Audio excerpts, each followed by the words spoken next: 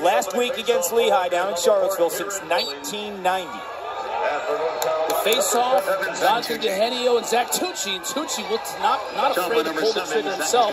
Took a shot, but it didn't get the cage. And cursed cross to start that fast break and to get the offensive possession that Rutgers needed to score the goal. And the crowd on their feet for that one as Dugenio wins the face-off. Crowd's going nuts. Sideline to his D-middies. What he wants to see, Dugenio now battling with Tucci.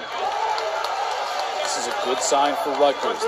For Rutgers in 1990, the last time they were in the playoffs, too, for a win. Yeah, the last time they won a game back in 1990. They won last week, and they're off to a good start here today.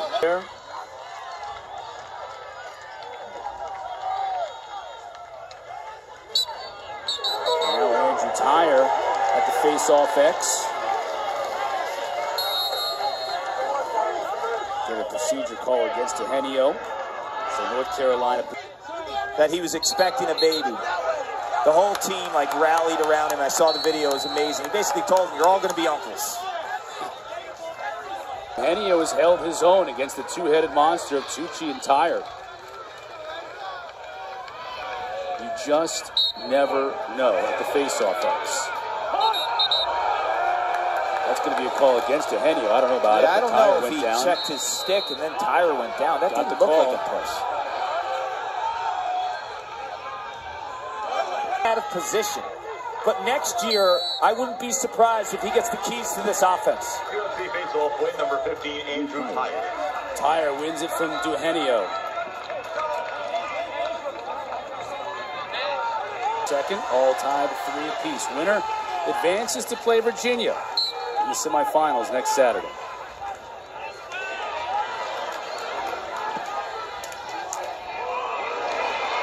Dugenio wins the battle for the ground ball. How about that, huh? Yeah. Talk about it. It'll be Dugenio and Tyeryar. Tyeryar comes away with it. 15, Andrew Tyeryar. Bresci shoots. Area in Las Vegas, Nevada, and burst on the scene was actually a monster recruit, and then delayed the start. Obviously, he'll burn you if you don't press out against Connor Kirst. I mean, turn on the tape from the last 4 years of college lacrosse. Ground ball by France. On the attack line, I just feel like his quickness could be an equalizer for his team and his offense moving forward. I would sub him through the box and have him place in midfield because step for step, I'm not sure. Ball, and then Chris Gray, heads up, he's in transition, too easy.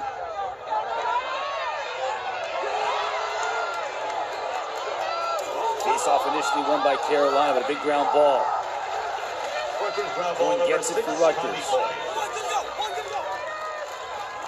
Outside of Justin Anderson's 2 goals, you know, you've got guys like Tillman with a couple, Trippy, McCarthy with goals in this game. Dugenio wins another face-off. He's 10-7 late in the going here in the third quarter.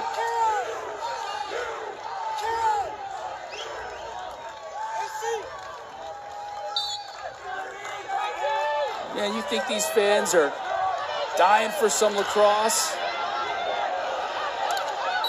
And they are getting a treat this afternoon. I mentioned earlier, could Rutgers deliver the counterpunch? Well, their biggest won an NCAA tournament game since 1990. Tyeryar wins the draw. Cameron, he'll shoot. Kirst is there to make the save. Number 19, Brian Cameron.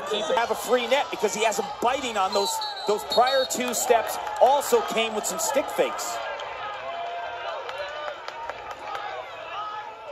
Violation against Rutgers, North Carolina. This big face-off right here. And now it's turned into a big ground ball. Tyeryar giving chase. It'll go to Rutgers, and that's a big possession for them. Added bonus in that juice and the one who's igniting the offense. 2 goals on the day for Scott, the sophomore from West Lynn, Oregon. Push in the back, again, possession to Rutgers off the face-off. About it one night, At the dinner table, it was just a thought. The next day, it was a reality. Sense. Drafted by the Whip Snakes. We'll see him in the PLL next year.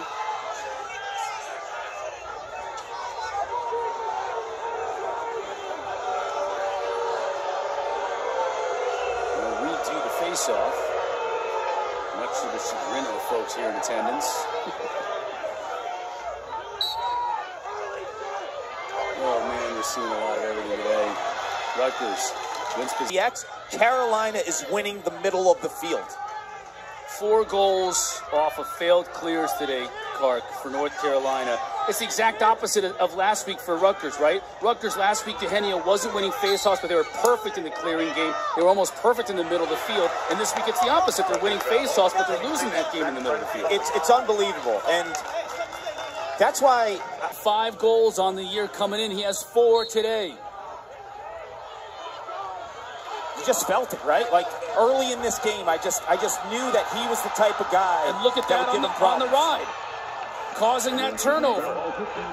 Now North Carolina wants a call for a blow to the head. Is basically zilch, and he finds the back of the net. Now Bresci going back to Tucci. He'll shoot and score! Who else? Who else is going to step up and score a big goal today?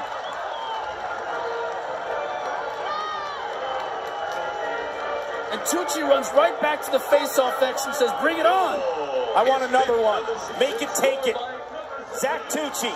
The only thing on the ground that has beaten Colin Kurtz today are high bouncers.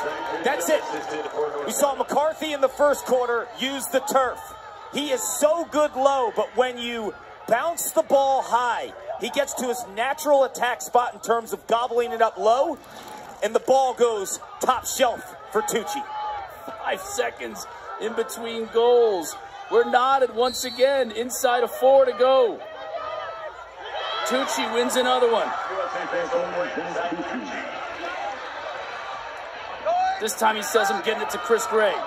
Won a higher percentage. Dugenio has been outstanding, but it's been a little bit of a flip from what happened with Rutgers last week. They haven't been as strong on some of the ground balls or turning those possessions into scoring opportunities. North Carolina gets the first possession of this overtime period. And there's the timeout from Joe Bresci.